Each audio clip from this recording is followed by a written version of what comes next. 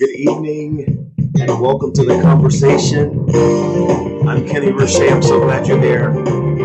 We have a great conversation tonight. Wonderful guest. So glad you're here. So welcome to the conversation. And we want you to do us a favor. Share this on your page. Call your friends, call your family, and tell them to tune in. It's going to be a great conversation tonight. So welcome. I'm glad you're here.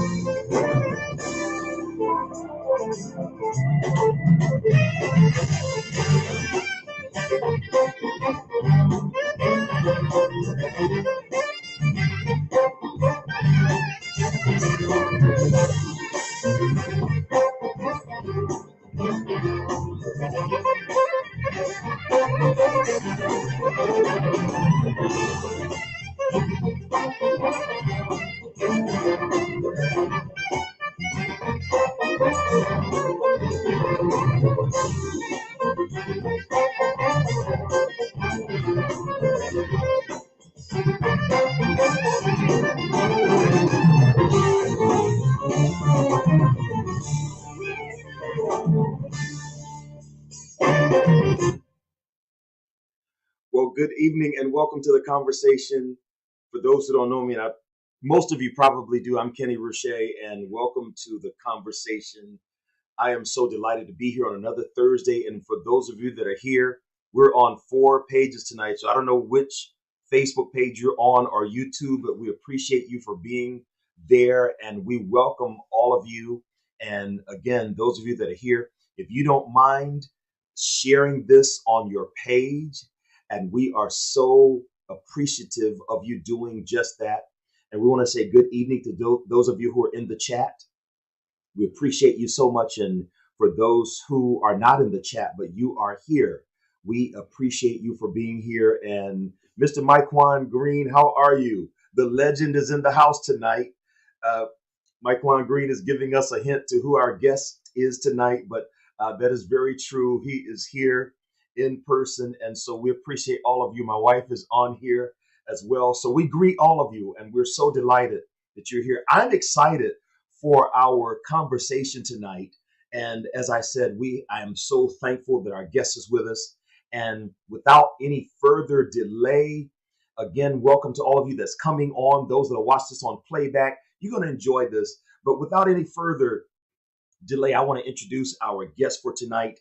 He is the pastor of Thankful Missionary Baptist Church right here in Savannah, Georgia, the iconic Thankful Missionary Baptist Church. And without any more delay, we're going to talk to him.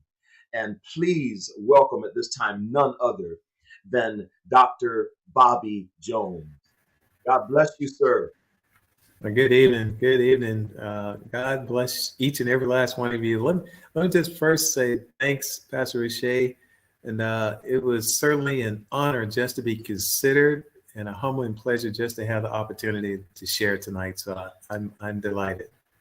We are delighted to have you, sir. And I don't know how many of our guests know you. I know a couple know you because I saw a shout out to you and your wife.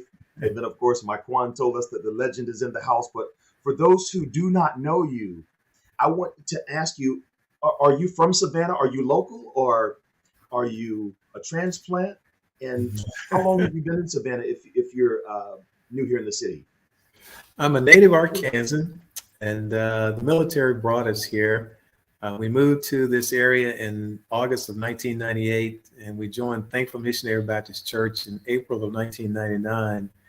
And we remained members of Thankful until we moved to Germany in 2002. We kept our home, our residential home, and our church home, and came right back in 2005 and stayed for, I guess, all in all, about 16, 17 years. And then they called me back to try to be their pastor. Wow. So we've been in this area for the last 24 years. That is great. And how long have you been pastoring at Thankful? A little over 3 years, about 3.5 years. Wow. Time flies. Yes, it does. I was going to say you've been pastoring about 3 years, and I just met you when I did just, I guess, a couple of months ago. But I am so delighted to have you here, and for those, and to be able to introduce you to those who don't know you on this platform. I really do appreciate that. And so I wanted to ask you, want to go right into this conversation. I know you're a busy man, and I appreciate you taking the time, but I was thinking about you coming on. And so I want to ask this question because it's very rare to come across a preacher who is also a doctor. So I've got to ask you, which came first, the ministry or the medicine? Well, considering that Easter of, I guess, 1964, I was 3 years old. That was when I did my first speech in church for Easter. So I guess ministry came first. And it's always been, even as a teen, I spoke quite a bit in churches around 50, 75 miles from home. And I just thought about that today. That was a big thing now that I look back, a little bit of kid like me doing that. But I was called into the ministry in 2006 and ordained in 2008. And ever since then, I've been trying to spread his word as a minister of the gospel. That is awesome. So when you were younger, and even though you were speaking and everything, did you ever see pastoring and those kinds of things in your future? Never crossed my mind that I would ever be a minister of the gospel, let alone a pastor. I even said this. People would say to me that, that one day you're going to be a pastor. And I would always say that I can speak just as clearly from down here. Indeed. Yes, indeed. I was asking you that because I didn't see myself in ministry at all. And as a matter of fact, I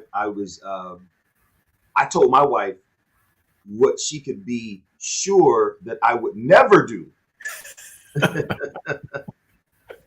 is to be a pastor.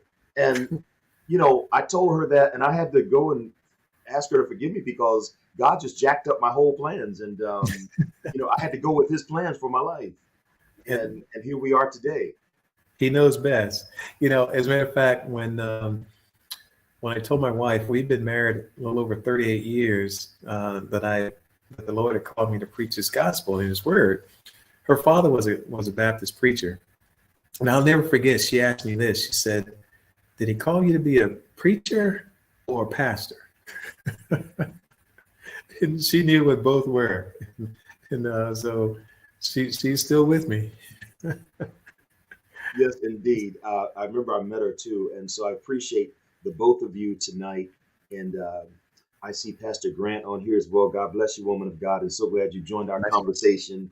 And Dr. Jones, my mind was just running while I was preparing this conversation, and so I have to ask you, as a pastor and as a doctor, do Yes. any of the parishioners, do any of your members ever stop you after service for a quick medical consultation, or let me run this by you, or do you get a lot of that, or not? As I think about answering that, I'm kind of smiling and laughing because I remember I was promoted to lieutenant colonel while I was in Germany on my way to Kosovo. And so when we came back into the country, my wife threw me a surprise promotion party where my family and some of my high school teachers and all could come. And my grandfather came, and he spoke, and he said, "Yeah, so he's a good boy, and they tell me he's a good little doctor, but I won't let him doctor on me." So, but yes, people do, and I don't mind. And I realize I tell people that in reference to sharing knowledge and what we know, that it's kind of like the Holy Spirit and the love of God. It's one of the things we can freely give away and yet retain it all. And I always qualify that by saying that I could tell you everything I know, and I would still know everything I told you. So I don't lose anything. We don't lose anything by sharing God's word and the knowledge that we have. Oh, you just blessed me, Dr. Jones. You just blessed me with that. And by the way, I see your wife in the chat. She says, "Yes, I am," and she's in it to see what the end is going to be. Hallelujah. Hallelujah. Be glorious day. Wow, and God bless your wife. We greet her and we appreciate her being here as well. But listen, would you say again what you just said? There's so many people who feel that if they share something with someone, they're going to lose some. But would you just say what you just said one more time? That Yes, yes. I say that I could, with knowledge, we don't lose anything by telling someone something that we know. And I say that I can tell you everything I know, and I'll still know everything I told you. So I don't lose anything by sharing the little knowledge that I have. And that's the way it is with God's word. We don't lose anything. If anything, we gain. that is, oh, you just blessed. I'm going to remember that forever. And I wish I was writing that down, but this will be online, so I can go back and hear this again because. Well, Jesus says, "Freely you receive." Yes. So freely you give, Freely give. and Yeah. and that's going to be in my head for the rest of the night. I promise you. I can share everything I know, Yes. and I will still know everything I knew Yes. after I've shared it. Yes. Wow. And he just gives Bless you you with more. that one. He just gives you more. Mm, absolutely. Mhm. It just makes room for more. Yes. Wow, that is so good, Pastor. I'm going to remember that. I'm God glad bless I tuned in for this conversation. I want to hear everything else, but you just helped me with that one. And I will actually give you credit for saying that the first 5 times I used it. But that is so good, and I you. appreciate you so much. Um, and welcome to those who are still coming on, even at this hour. We welcome you to the conversation with our guest, Dr. Bobby Jones, pastor of Thankful Baptist Church here in Savannah. And Amen. now I want to ask you a question as well. I love first responder shows. I love the Mhm. police dramas. Um, I love the uh, fireman shows and the doctor Mhm. shows. ER, Chicago Med, Yes. all of those shows. I don't know, as busy as you are, I don't know if you get time to watch any of these shows, but I just want to ask you if you see any of these medical shows on TV. From your opinion, does any of it look real, or is it all Hollywood and entertainment? Some of it is pretty accurate. but a lot of it is entertainment. I used to love and watch the old ER. That was really good, and I enjoyed House because it was always challenging cases, made me think, made me scratch my head. Those are good, but the one thing that just kind of irritates me a little bit is you see the doctors with their stethoscopes around their neck. You know, no, we don't do that. We don't do that. Oh, really? No, we don't do I didn't know that. That's going to be one of the tricks of the trade. I remember. that. No, that's always a funny thing to me when I see it. Yeah, he's an actor. He's an actor. He stayed at the Holiday Inn Express last night. That is so great. I'm glad you gave me that little tip when I'm watching these shows again. And I'm watching some of these comments. Tina Gordon says she's thanking the Lord because God bless Thankful with one of the best. I mean, God bless I honor you, Pastor, for being here tonight and for those who are here just speaking of how good God has been to them by you. Yeah, sending you to them. What a blessing. it is. It is. I thank God. Amen. And I heard you say that you were a lieutenant colonel. Wow. I Yes, appreciate you for your I service. was. I was for about 6 years, and then I was promoted to colonel, and I stayed another 5 or 6, and retired as a full bird colonel. And that was, I didn't realize. I knew it was something, but I didn't realize how big of a deal it was until I worked for a 3-star general. And at another colonel's promotion, he said that only 6% of people ever make that rank. And man, it's wow. And just thinking about it's an honor and a privilege as I think about the time um, and the responsibility that goes along with that. They talk about rank has its privilege, but it has more responsibility and obligations and duties than it does privilege. Well, my hat is off to you.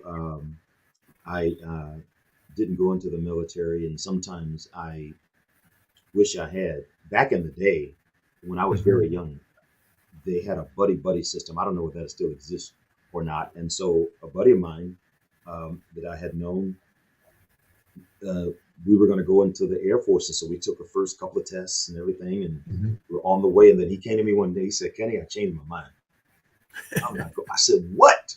And so I guess I wasn't fully convinced because when he told me he changed his mind, and we had, I don't know how many tests along the way, but we were along the way in this process. Mhm. And so when he backed out and they had told us that they could guarantee we would travel so much together, not the whole time maybe, but Right, we were sort right. of counting on that. And so when he backed out, I backed out and never did it. And the ironic thing is that years later, he married a young lady who was in the Army.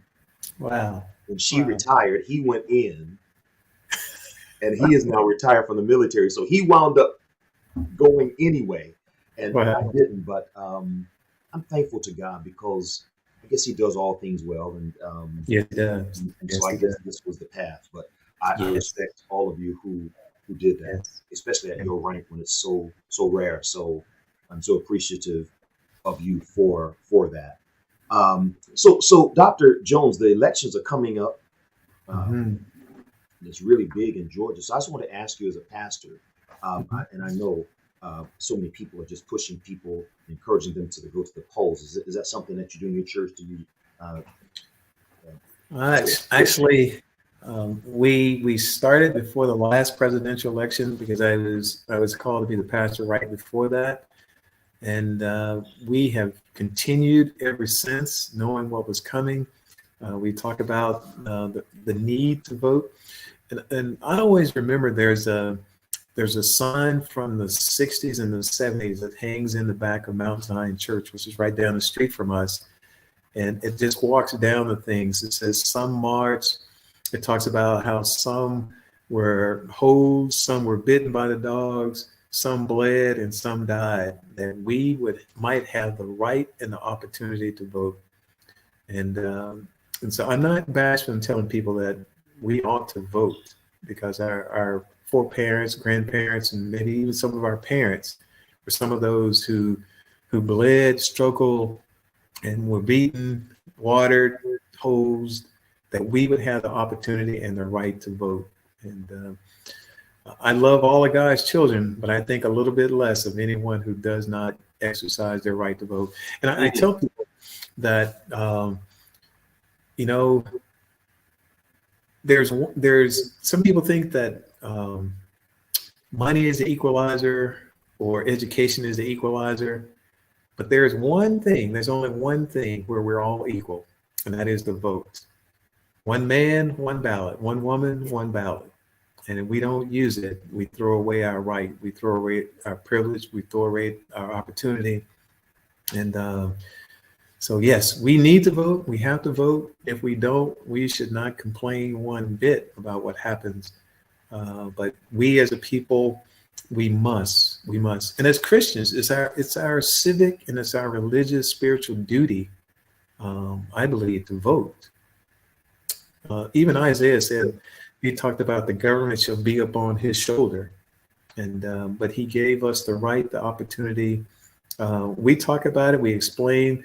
Some of the constitutional amendments and referendums are legalese, and so we take the time to explain those in a parable kind of way to explain so that everyone can understand which way they should vote, that they have the idea and the knowledge to make the best decision when they go to cast their vote.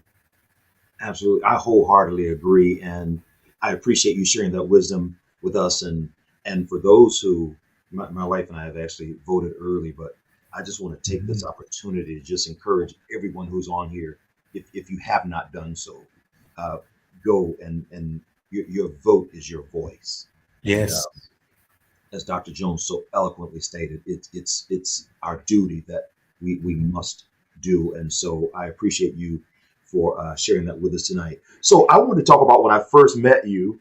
I was invited to an awards banquet for the Frank Callan Boys and Girls Club.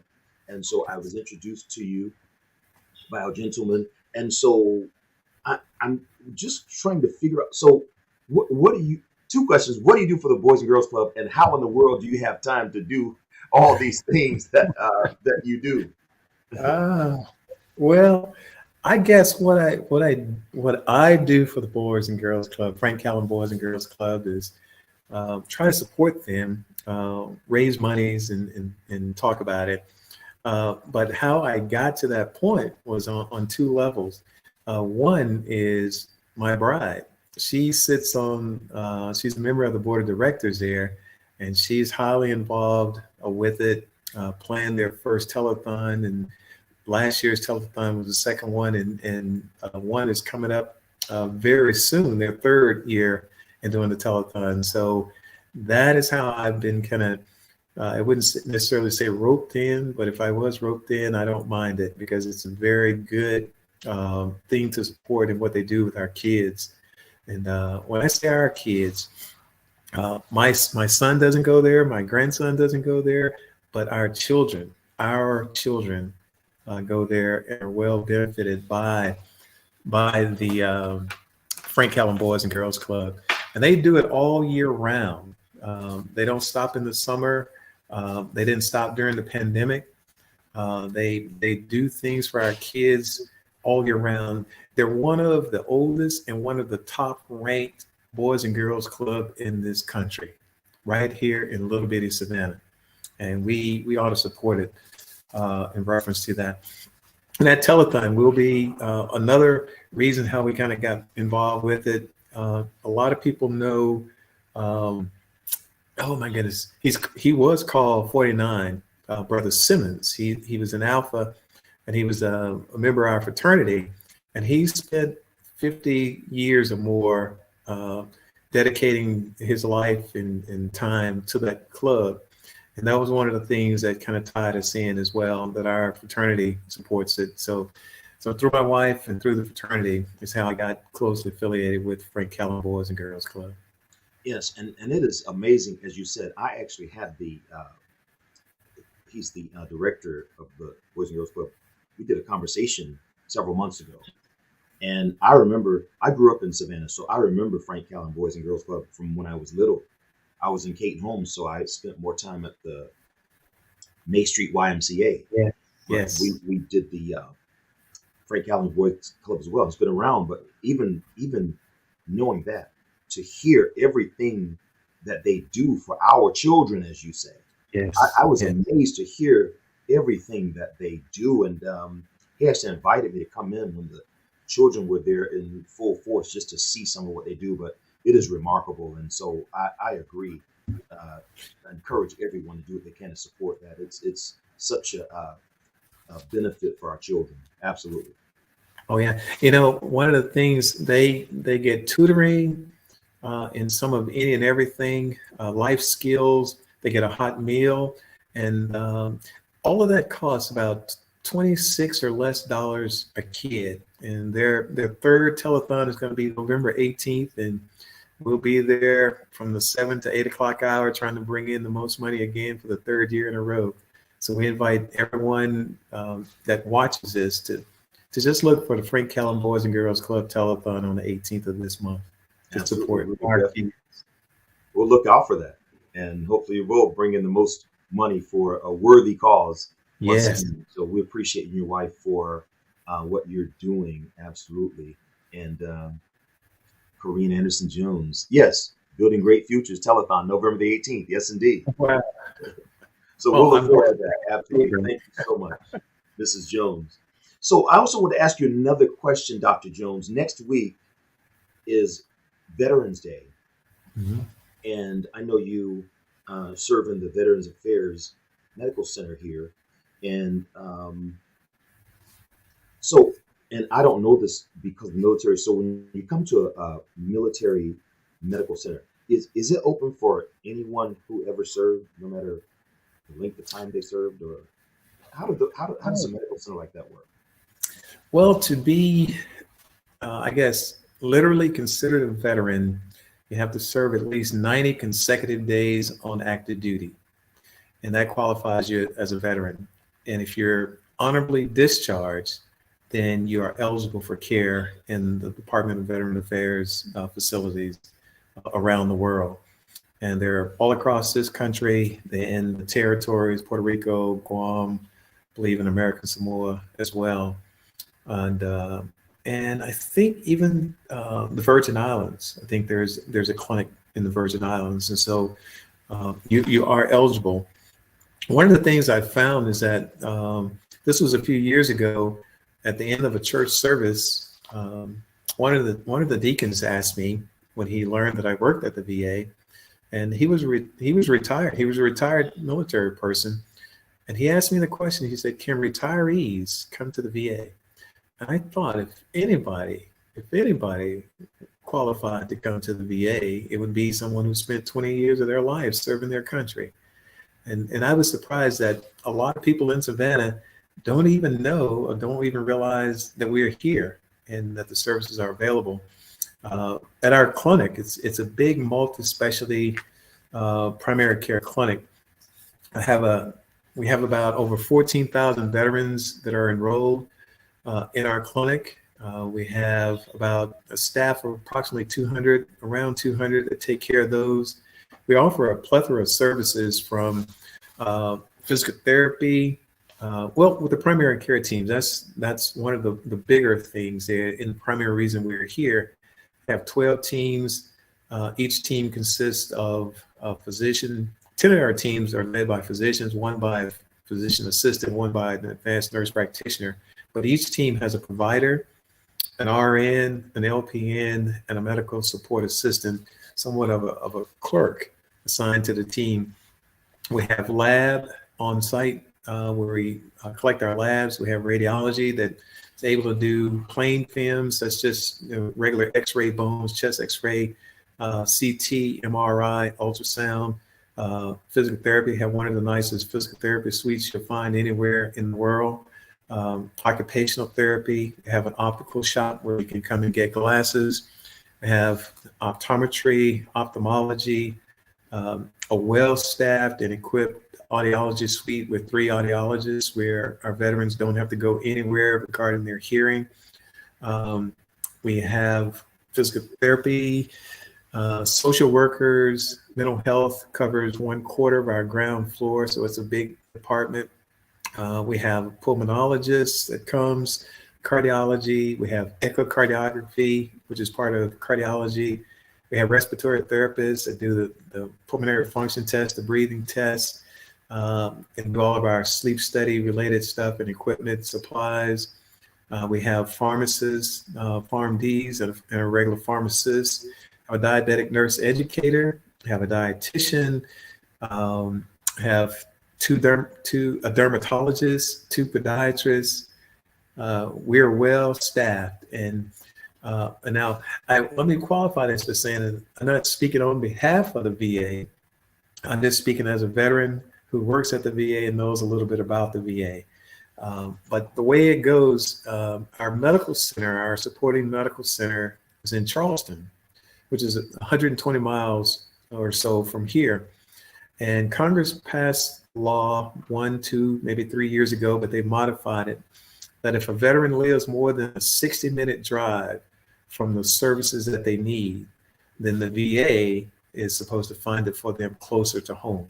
So if we have a service in our clinic, if we don't have a service in our clinic that the veteran needs, he or she does not have to go to Charleston.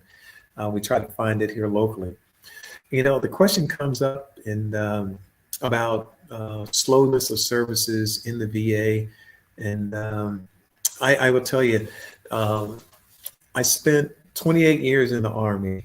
And just to give you an example of how much the VA does, I was stationed at Eisenhower Army Medical Center in Augusta at Fort Gordon. And there was a baby born to the wife of a soldier that had a heart condition. And the baby needed to have cardiac surgery. So where they found the cardiac surgeon was at Loma Linda University Hospital in Loma Linda, California. So I was chosen to go downtown Augusta to pick up this baby with the mother and the father, left by ambulance, went out to Bushfield, the airport there in Augusta. And a C-9 Nightingale, which is the Air Force's medevac jet, with this crew, picked us up, flew us all the way across the country to Norton Air Force Base, which is at San Bernardino, where an ambulance was there with the lights on waiting for us. When the doors opened at the back of the jet, we got off the jet, right into the ambulance, right to the hospital. And I thought, my God, that's ooh. And but when I came to the VA, all of that was kind of put to shame when I realized how much the VA does for veterans and their families. Because the Army, DOD, Department of Defense, Army, Navy, Air Force, Marines, they don't build anything at your house. They won't build a ramp. They won't modify your bathroom. But the VA does all of that and more and more. So it is a plethora of services. People talk about slowness and trouble getting in. Well, I can tell you that's compared to finding a doctor in the community, where a lot of doctors aren't even accepting new patients.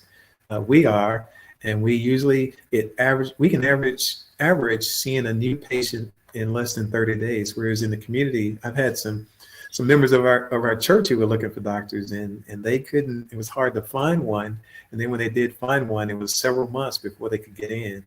But that's typically not the case with us.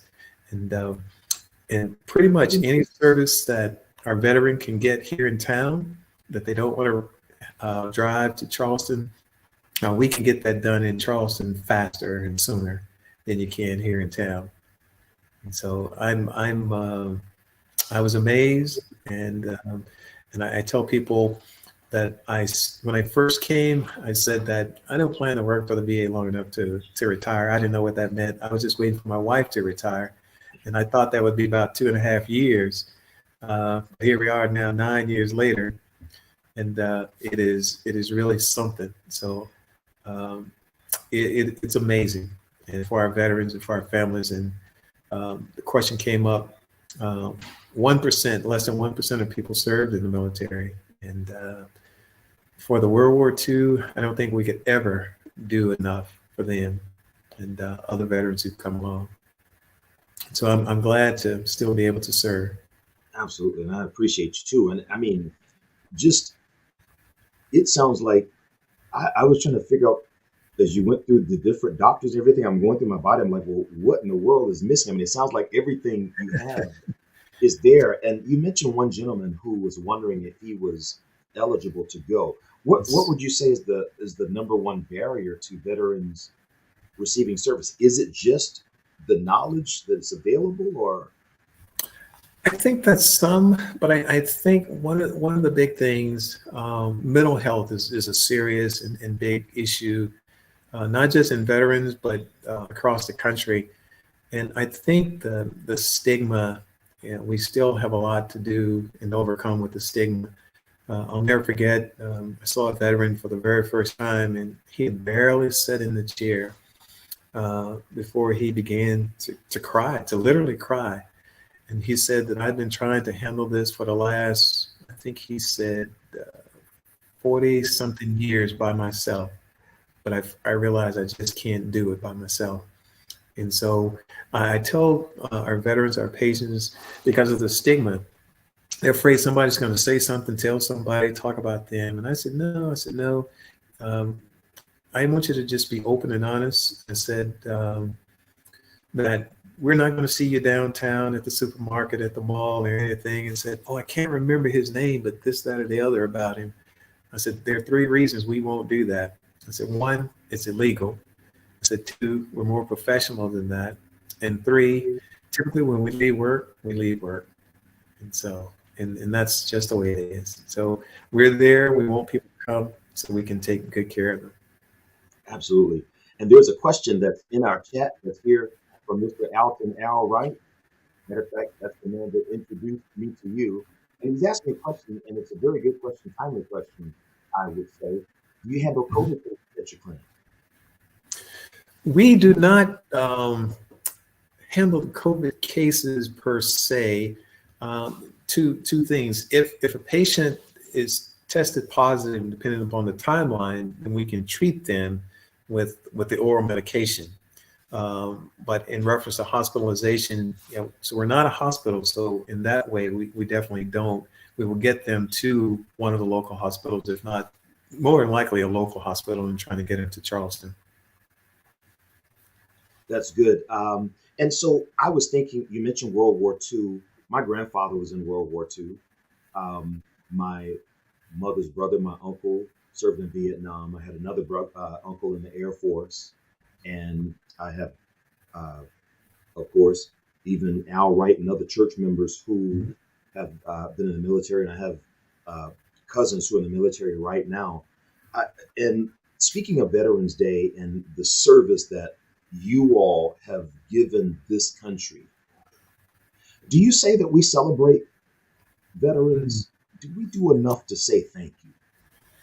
No, like I said, certainly with the World War II, because I've said before that if it had not been for the World War II veterans, um, English certainly wouldn't be our native, our national language. It would be another, probably German, if not Japanese. And so I don't think we certainly do or can for the World War II.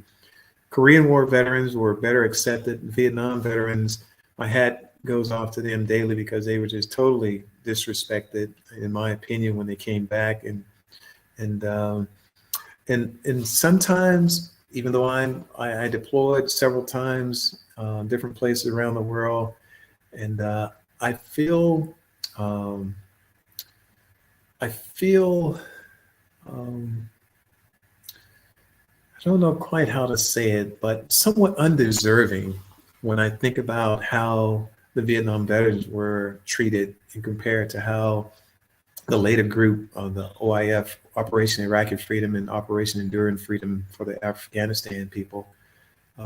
But for someone, less than 1% of the nation serves, and for someone to go through and to earn the title veteran, they truly have.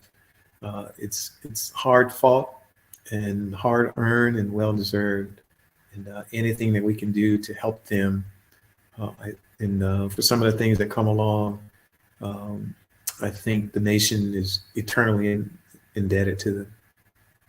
Absolutely. And there have been some that have come on since we began this conversation. And I won't even wait until Veterans Day once again to say to all military personnel veterans, and if there's someone here who is active tonight, I can't say thank you enough for Yes. what you have done, and you and those who are active continue to serve, and those in reserve and so forth. So thank you all for your service. Here's another Yeah. question here before we go, Dr. Jones. Are spouses of veterans supported by your clinic?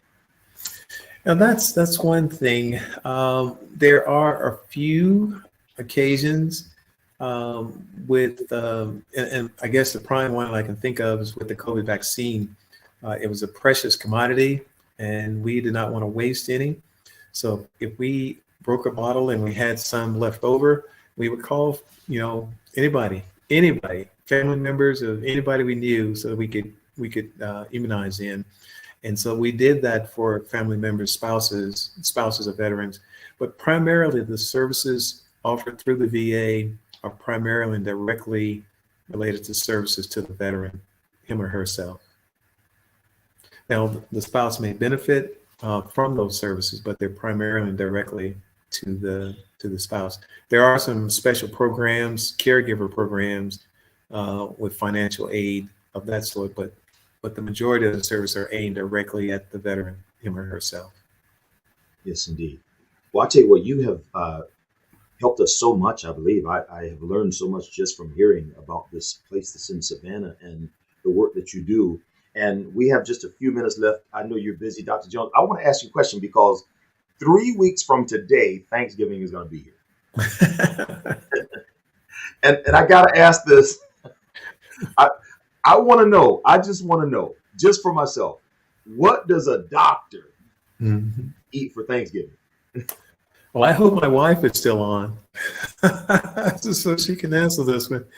Let's see, turkey, dressing, with all the fixings, sweet potato pie, pecan pie, Oh, and wow.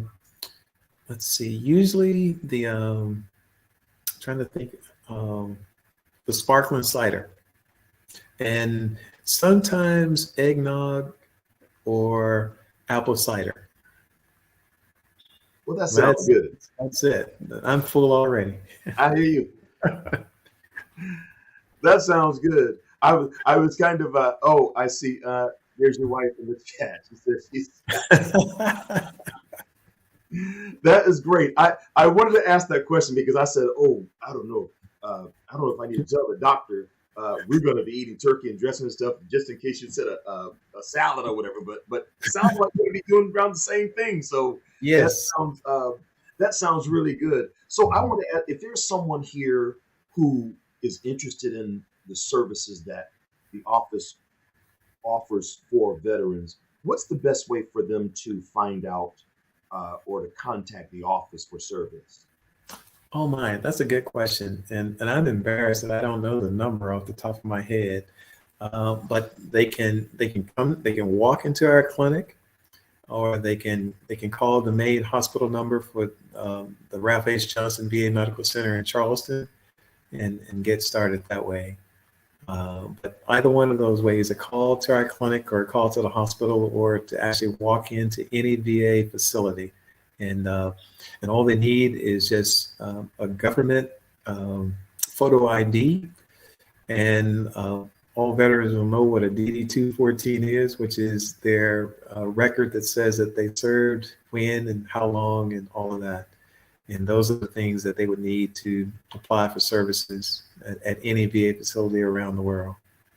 Well, that is good information. If there are any veterans here, it's available. So find that place and get the help you need. So my wife has a question here, Dr. Jones, just before we get out of here. Does every soldier who is honorably discharged, even in the early 60s, have a right to military commissary services? The answer to that is no. If you are retired from the military, you retain all of those privileges. Whether you served 20 years or were medically retired, as long as you have a military retiree identification card, then you have right to the commissary. Just a few years ago, maybe a couple of years ago, The John H. McCain law allowed or permitted veterans with a service-connected disability rating to have commissary privileges. So those previously only those who had a 100% service-connected disability rating were allowed or permitted commissary privileges. But now I believe it's any veteran with any 10% is the minimum where they start, but any service-connected disability, all they need is the VA ID card that will get them into the commissary. Absolutely. Well, and my final question tonight, Pastor. Yes, sir. If there's anybody here that wants to hear you on a Sunday or any other teaching, how can they find you? I know where Thankful is. Exactly. But for the person who doesn't know how can they find you in case they want to hear you bring us the gospel on a Sunday morning? I just thought about this, kind of laughing to myself here. We're right beside the most popular KFC in Savannah. And we're right on 820 MLK, right across from Bolton Street, Connors Temple, and right beside Kentucky Fried Chicken.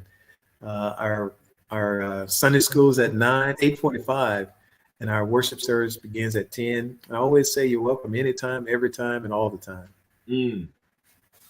That is great. Well, Dr. Jones, I appreciate you so much for being here tonight. You have given us so much information in terms of our veterans and also just the wisdom that you shared throughout this conversation. I want to thank you so much. I want to thank your wife for being in the audience, this virtual audience tonight. And my wife is there, and those who are here, such good information. And if you know someone who could benefit from this information, I just ask you to share this page with them. We're live on 3 Facebook pages and also a YouTube page, our church's page, my wife's page. So there's all kinds of ways to share this information with someone. Please share this with someone. And again, I want to thank our very special guest tonight, who is Reverend Dr. Bobby Jones, the pastor of Thankful Missionary Baptist Church. I thank you, sir, for your time and for your wisdom that you've shared with us. And First Lady Jones has actually put the address of your church there and times of services, Sunday service, and also Bible study on Tuesday, and all are welcome. She says that. And so we appreciate you, sir. Mrs. Jones, thank you as well. And so many members from Thankful are on here. They are thanking God for their first family. And I agree with you. What a blessing it is to have this God as your shepherd. And so I honor you, sir. And thank you to all of you who have been a part of this conversation. I've enjoyed it so much tonight, and I know you have. And so until the next time, we will end this conversation. But again, thank you, Dr. Jones, for all you do. Veterans Day is coming up. Thank you for your service to you, sir, and all of our veterans who may be hearing this. And like I said, Thanksgiving is 3 weeks away from tonight. So happy holiday. We're getting into the holiday season. I can't believe it's almost here again. But happy holidays to all of you. And God bless all of you. And again, good night. And this will end this conversation. And we will see you on the next conversation at another time. God bless you and good night. Good night.